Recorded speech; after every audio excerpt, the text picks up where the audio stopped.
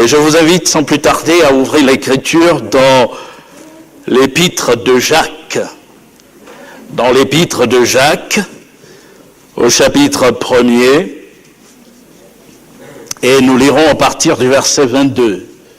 Jacques, chapitre 1, à partir du verset 22 jusqu'au verset 25. Il est dit ceci: mettez en pratique la parole et ne vous bornez pas à l'écouter en vous trompant vous-même par de faux raisonnements.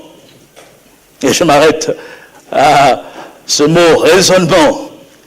Tout à l'heure, il y a une pensée qui a été donnée: n'écoute pas tes raisonnements, mais écoute le Seigneur.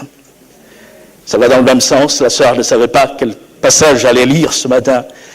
Voilà que le Seigneur l'a conduite à apporter cette pensée. Je reprends la lecture. Mettez en pratique la parole et ne vous bornez pas à l'écouter en vous trompant vous-même par de faux raisonnements.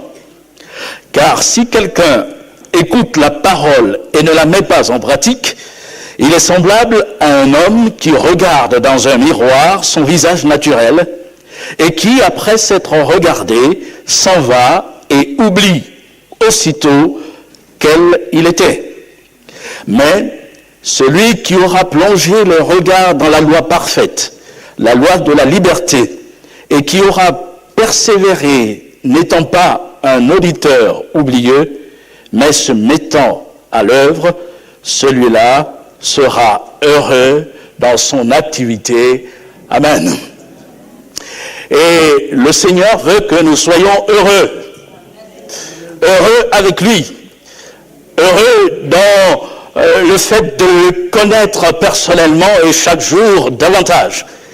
Heureux aussi dans le fait de travailler avec lui, travailler dans son œuvre et de le servir. Ce matin, je voudrais continuer sur la lancée de ce que nous avons déjà abordé il y a 3 semaines, les images appliquées à la parole de Dieu, ou alors les images que la parole de Dieu s'applique à elle-même. Nous avons parlé de la lumière, la parole vue comme lumière, et aujourd'hui, je voudrais considérer l'image que nous découvrons dans le passage que nous venons de lire. La parole est comparée à un miroir.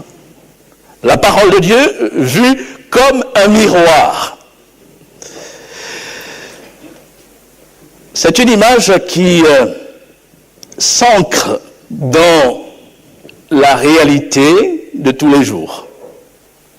Et on s'aperçoit en lisant l'Écriture que Dieu ne va pas nous parler des choses extrêmement compliquées, mais il nous ramène à la réalité de ce que nous vivons. Et à partir de ce que nous connaissons, de ce que nous vivons, il interpelle notre cœur pour que nous revenions, que nous venions encore à lui et à sa personne. Dans le texte que nous avons lu, je relève qu'il y a 2, voire 3 rapprochements. Le premier rapprochement est constitué des verbes écouter, regarder, mettre en pratique ou ne pas oublier. Je relève qu'il est dit celui qui entend la parole, qui écoute la parole et ne la met pas en pratique, est semblable à un homme qui regarde. On voit l'association écouter, regarder.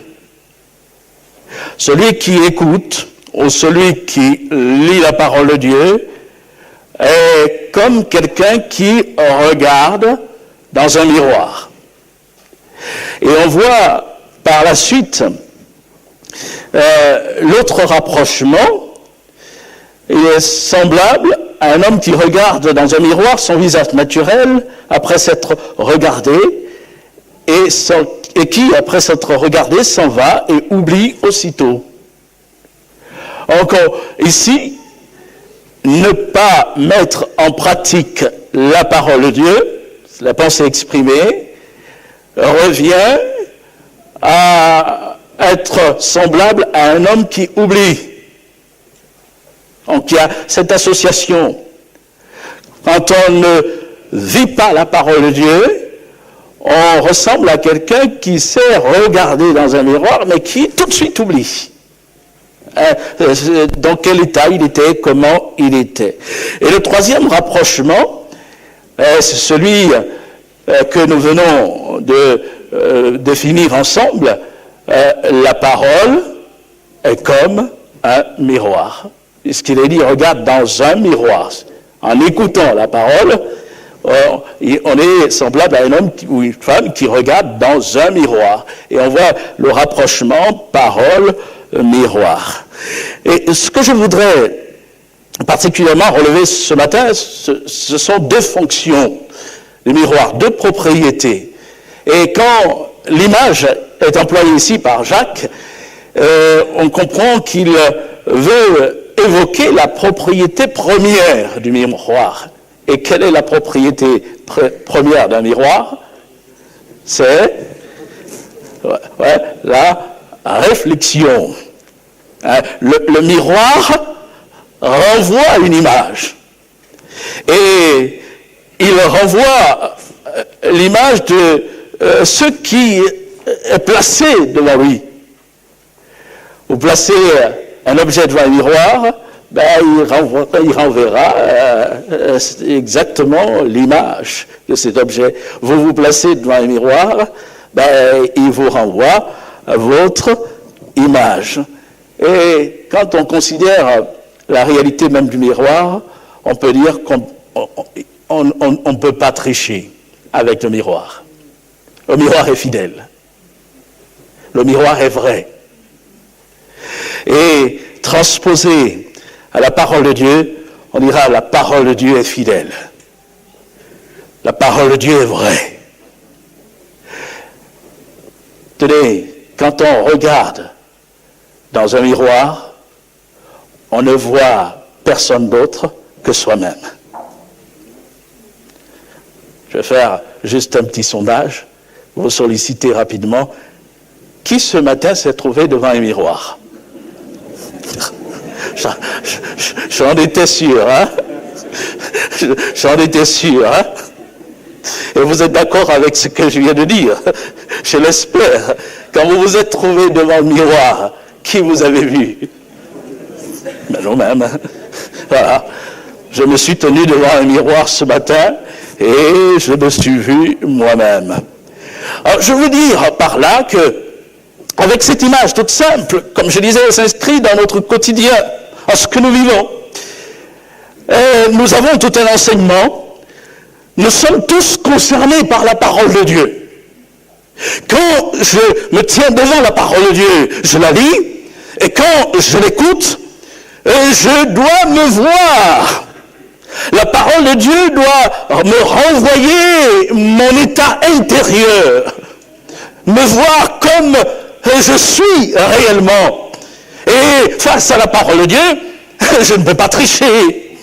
Elle me renvoie ce que je suis.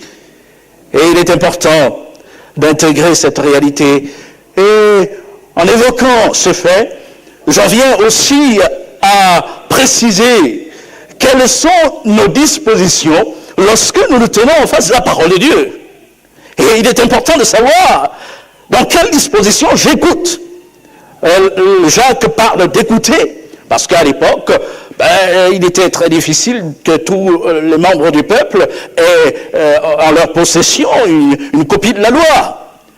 Mais aujourd'hui, non seulement elle est prêchée, la parole, mais chacun d'entre nous peut avoir une Bible chez soi et ainsi la lire, la méditer. Et dans quelle disposition de cœur je me trouve lorsque j'entends la parole de Dieu ou lorsque je la lis? Est-ce que je la prends pour m'examiner moi-même, ou alors je la prends plutôt pour essayer de trouver au travers de ce miroir le visage de quelqu'un d'autre. Alors, je m'en vais vous raconter une anecdote qu'un de mes formateurs nous a racontée. Il disait que dans une église, il y a eu, lors d'un culte, un pasteur de passage qui a apporté en toute liberté la parole de Dieu, parce qu'il ne connaissait pas la réalité que vivait chacun des membres. Et puis, à la sortie, au moment de saluer les gens, il a vu une dame d'un certain âge venir vers lui et lui dire « Oh, pasteur, ce que vous avez apporté ce matin, qu'est-ce que ma belle-fille en a reçu. C'était tout pour elle. » Bon, ne connaissez pas cette dame. Il a continué à saluer les gens. Peu de temps après, il a vu une dame plus jeune venir à lui et lui dire, bon, vous avez deviné, « Oh, pasteur, ce que vous avez apporté ce matin, qu'est-ce que ma belle-mère en a pris, hein? C'était tout pour elle. » Bon, vous avez compris que ce n'était pas la bonne entente entre la belle-mère et la belle-fille, hein? Mais ce qui est frappant, et c'est d'ailleurs la conclusion que le pasteur en a tirée, c'est que l'une et l'autre ont entendu la parole de Dieu, non pas pour se l'appliquer à elles-mêmes, mais pour essayer de trouver en elles ce qui peut concerner l'autre. Et elles ont comme pris ce miroir, non pas pour se regarder elles-mêmes, elles ont pris ce miroir pour essayer de trouver le visage de l'autre. Et il est important que la parole de Dieu nous ramène à nous-mêmes. Et je pensais encore, en reconsidérant cette anecdote, à ce que le Seigneur a dit lors du sermon sur la montagne. Matthieu chapitre 7, versets 3 à 5, le Seigneur interpelle ses disciples et la foule et il dit « Pourquoi vois-tu la paille qui est dans l'œil de ton frère et n'aperçois-tu pas la poutre qui est dans le tien? Ou comment peux-tu dire à ton frère « Laisse-moi ôter la paille de ton œil, toi qui as une poutre dans le tien ?» Hypocrite, ôte premièrement la poutre de ton œil, et tu verras comment ôter la paille de l'œil de ton frère. Ah, c'est parlant. Ah ben, c'est le Seigneur qui parle. Celui qui sonde les cœurs parle. Et sa parole concerne chacun d'entre nous. Et quand nous la lisons, nous voulons effectivement sonder notre propre cœur. Lui, il nous aide à sonder notre cœur. Celui qui sonde les cœurs va nous renvoyer l'image de notre cœur, afin que nous ne nous trompions pas par de faux raisonnements, mais que nous nous découvrions tels que nous sommes véritablement. Et nous voulons nous livrer à cet examen attentif donc, de l'état de notre vie, veiller sur nous-mêmes, considérer ce que nous sommes aux yeux du Seigneur. Et j'en viens en disant cela à une autre réalité. Le miroir nous permet de voir les membres de nos corps qui sont cachés à nos yeux, que nous ne pouvons pas voir. Si j'avais besoin d'enlever quelque chose sur ma main, je n'aurais pas forcément besoin de miroir. Comprenez? Par contre, si je devais enlever quelque chose qui me gêne sur mon nez ou mes yeux, là j'aurais besoin de miroir parce que je ne vois pas d'ordinaire. Et effectivement, le miroir nous permet de voir ce que nous ne voyons pas toujours, ce dont nous ne sommes pas toujours conscients, mais que les autres aussi peuvent voir. Et on peut faire ce rapprochement. La parole de Dieu nous permet de nous voir tel que Dieu nous voit. Et nous avons Donc, besoin de venir à Dieu et de demander au Seigneur de nous éclairer lorsque nous la lisons, lorsque nous l'entendons. Seigneur, montre-moi comment tu me vois. Afin que là, non plus, je ne me trompe pas par de faux raisonnements, que je ne me fasse pas d'illusions. Il peut y avoir un décalage entre ce que nous pensons être de nous-mêmes et la réalité que nous représentons aux yeux de Dieu. Et je trouve un exemple éloquent dans l'Écriture, notamment dans le 2e livre de Samuel, au chapitre 12. Ce livre nous parle d'un tête-à-tête entre le prophète Nathan et David.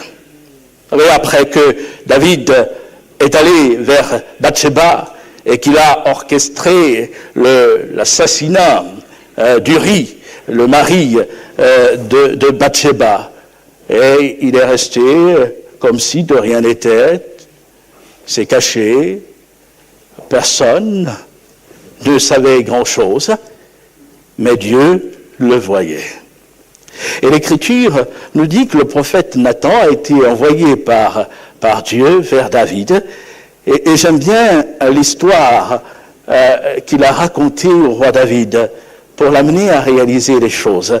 Je la résume, mais vous pourrez la lire dans son intégralité, au chapitre 12 de 2 Samuel. Il raconte l'histoire de 2 hommes dans une ville. Un homme riche et un homme pauvre. Et il dit que le riche avait des brebis et des bœufs en grand nombre. Alors que le pauvre, lui, n'avait rien d'autre qu'une seule petite brebis dont il s'occupait. Et voici qu'un voyageur est venu chez l'homme riche. Et qu'a fait le riche? Plutôt que de prendre de ses brebis ou de ses bœufs, de quoi préparer un repas à son voyageur, au voyageur, à l'invité, il est allé prendre l'unique brebis du pauvre et l'a préparé, l'a apprêté pour subvenir aux besoins de l'étranger qui était passé dans sa maison. Waouh! Quelle injustice! Et David s'est mis en colère. Au verset 9 de ce chapitre, non, plutôt plus haut, on lira le texte, David va ainsi parler, au verset 5. Il dit, la colère de David s'enflamma violemment contre cet homme, et il dit à Nathan, l'Éternel est vivant. L'homme qui a fait cela mérite la mort.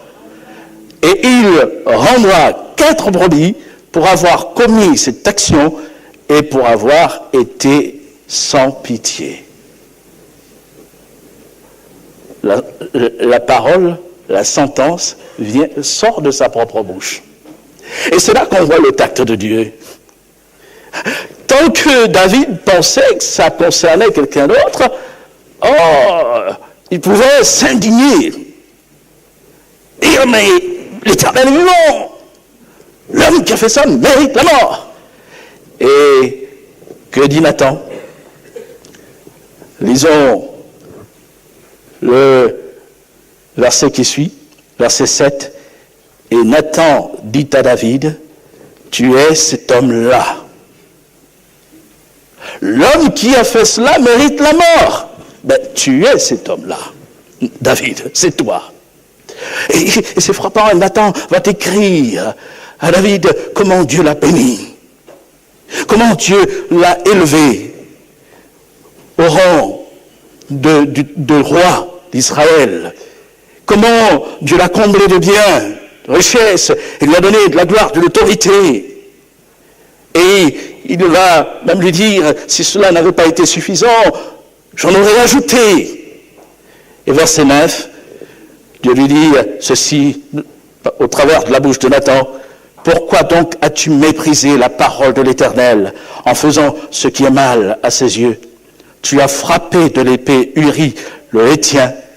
Tu as pris sa femme pour en faire ta femme, et lui, tu l'as tué par l'épée des fils d'Ammon. C'était le regard de Dieu. La parole prononcée par Nathan était ce reflet de l'état spirituel de David à ce moment même. En un mot, David, qui peut-être jusqu'alors n'a pas considéré la gravité de son comportement, de ses actes, va découvrir, là, en regardant dans le miroir de la parole, qu'il entend, qu'il écoute, qu'il mérite la mort. Et il même dit, cet homme mérite la mort. Oui, en fait, David s'est vu à ce moment-là comme Dieu le voyait réellement. Et nous avons besoin, pour ne pas nous faire d'illusions, nous avons besoin de ce regard de Dieu, nous voir comme Dieu nous voit véritablement. La parole de Dieu nous renvoie à notre image. Elle décrit les profondeurs de notre cœur. Elle éprouve et sonde nos sentiments, nos pensées. Et elle nous amène à apprécier la stricte réalité de notre état. Et ainsi, nous pouvons alors faire une démarche pour venir vers Dieu.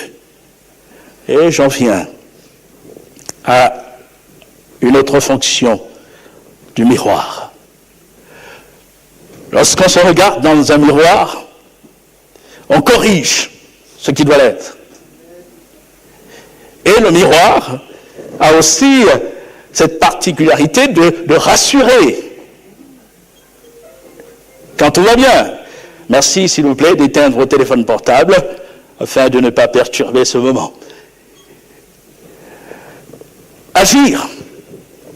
Et c'est la pensée strictement exprimée par Jacques lorsqu'il parle aux églises. Il dit, mettez en pratique la parole et ne vous bornez pas à l'écouter. Parce que la parole n'a d'efficacité dans nos vies que si on la met en pratique.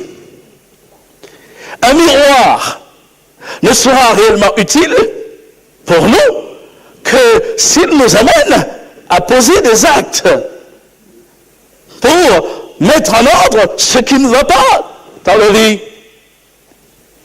Il y a cette réalité. On ne peut pas écouter ou lire la parole de Dieu sans que nous nous inscrivions dans un acte pratique, sans que nous l'appliquions dans notre vie et dans notre marche. Et que le Seigneur nous aide, afin que, en étant honnête, en acceptant la stricte vérité de ce miroir, nous puissions tirer les conclusions et nous approcher de Dieu avec humilité. Et quand je dis cela, je m'interpelle moi-même. Vous savez, en préparant ce message, il m'est arrivé quelque chose vendredi où le Seigneur a mis encore en évidence un trait de mon caractère qui n'est pas à l'honneur du Seigneur, à la gloire de Dieu. Et inévitablement, j'ai pensé à ce texte. Et j'étais déçu de moi-même. Et je dis, Seigneur, qu'est-ce qu'il y a encore du travail dans ma vie? Qu'est-ce qu'il y a encore du travail dans ma vie? Mais c'était la réalité. Lorsque Nathan est allé voir David, ce dernier n'a pas dit, non, Nathan, tu te trompes. Ce n'est pas moi. Parce qu'il s'est reconnu. Et c'est vrai que la parole de Dieu va mettre en évidence. Et nous sommes appelés à reconnaître l'état dans lequel nous nous trouvons, ne pas nous bercer d'illusions et comme faire la politique de l'autruche. Je ne suis pas concerné, mais non, c'est moi et je veux l'accepter, Seigneur. Et quand on parle de David, on s'aperçoit que tout est entré dans l'ordre. Lorsque David a avoué, il dira, 2 Samuel 12, verset 13, « J'ai péché contre l'Éternel. » Et Nathan lui dit, « L'Éternel pardonne ton péché. » Gloire à Dieu. Venir tel qu'on est, s'approcher et dire, « Seigneur, oui, je me laisse sonder par toi, je reconnais, j'ai besoin de toi. » Et cette humilité de cœur permet à Dieu d'intervenir et de mettre en ordre ce que nous ne pouvons pas nous mettre en ordre. Nous avons un Dieu qui pardonne, un Dieu compatissant, un Dieu lent à la colère et riche en bonté. Et si nous nous approchons de lui en toute honnêteté de cœur, il est celui qui va intervenir dans nos vies. Et la parole nous permet au Seigneur d'agir en nous afin de nous amener à corriger ce qui doit être corrigé. Seigneur, aide-nous. Puis je disais que la parole rassure. Un miroir, ça rassure. Quand tout va bien, ça rassure. Et quand nous lisons la parole de Dieu, nous découvrons aussi ce que le Seigneur fait de beau dans nos vies. Nous découvrons les progrès que Dieu nous donne de faire. Nous découvrons toute l'étendue de sa bonté. Et en lisant l'Écriture, on peut se dire, ah oui, sur cet aspect, ah ben Seigneur, tu m'as aidé. Et je t'en remercie. Je reviens un petit peu au sondage de tout à l'heure. Et j'ai vu le nombre de mains qui se sont levées quand je vous ai sollicité. Et en général, quand on a fait ce qu'il fallait, et je voudrais interpeller, vous m'en voudrez pas, en particulier les dames ce matin, hein? Avant de partir, vous vous êtes tenus en face du miroir, vous avez jeté un dernier coup d'œil, la coiffure était bien en place, et vous vous êtes dit, ah c'est bon, on peut y aller. Et j'ose ajouter, pendant que votre mari, pour ceux qui sont mariés, vous attendez déjà dans la voiture. J'ai entendu le mot voiture tout à l'heure, hein, voilà, qu'il attendait dans la voiture. Vous avez dit, bon, c'est bon, c'est ok. On est rassuré, on peut y aller. Et puis parlant de voiture, j'ai entendu dans la voiture. Et c'est vrai, j'aimerais bien rencontrer, pour ma part, celui qui a eu l'ingénieuse idée de mettre des miroirs sur les cache-soleil des voitures. Et voilà, c'est une invention intéressante. Bon, au passage, je crois qu'il n'y a pas que les dames qui le font, hein, et les hommes sont aussi concernés. Mais on jette un dernier coup d'œil, on se dit, ah ben ça y est, ça c'est bon, je peux y aller. On est rassuré. Et c'est vrai que la parole de Dieu a cette faculté de nous rassurer et de nous amener à aller de l'avant. Non, je vais y aller, je peux y aller, tout va bien. Et Seigneur, merci. Et je découvre dans l'Écriture un exemple, je parlais de David tout à l'heure, mais je pourrais prendre l'exemple de l'apôtre Paul, qui aussi, à la lumière de Christ, peut porter un regard sur lui-même. Et dans 1 Corinthiens, chapitre 15, Paul va évoquer l'effet de la grâce de Dieu dans sa vie. Il dit au verset 8, après avoir posé que Jésus ressuscité d'entre les morts est apparu à plusieurs frères, plus de 500 frères à la fois, et qu'il est apparu aux apôtres. Et il va ajouter au verset 8, « Après eux tous, il m'est aussi apparu comme à l'avorton, car je suis le moindre des apôtres. Je ne suis pas digne d'être appelé apôtre, parce que j'ai persécuté l'Église de Dieu. Par la grâce de Dieu, je suis ce que je suis. Et sa grâce envers moi n'a pas été vaine. Loin de là, j'ai travaillé plus que tous. Non pas moi toutefois, mais la grâce de Dieu qui est avec moi. » Amen. Il se regarde. Notez qu'il rappelle son passé. Et il n'en est pas fier. J'ai persécuté l'Église de Dieu. Et il va aussi apprécier l'œuvre de la grâce manifestée à la croix par Christ. Ce Christ dont il vient de rappeler les révélations à ses disciples, aux apôtres, et il apprécie cette grâce, et il va dire, par la grâce de Dieu, je suis ce que je suis. Je regarde à l'œuvre de Christ, et à travers l'œuvre de Christ, je porte un autre regard sur moi-même, un autre regard sur ma vie, parce que l'œuvre que Christ a accomplie a été efficace pour changer les motivations de ma vie, les motivations de mon cœur, et maintenant je lui appartiens. Alléluia! Gloire au Seigneur! Et au travers de l'expérience de Paul, chacun de nous peut se situer dans sa relation personnelle avec Dieu et dire, oui, l'œuvre de Christ a été efficace. Elle a changé ma vie. Et je vais apprendre à me regarder au travers de cette œuvre de Christ pour aller de l'avant. Et bien sûr, en ayant abandonné, en ayant renoncé à mon passé. Au moment où Paul parle, il ne persécute plus l'Église.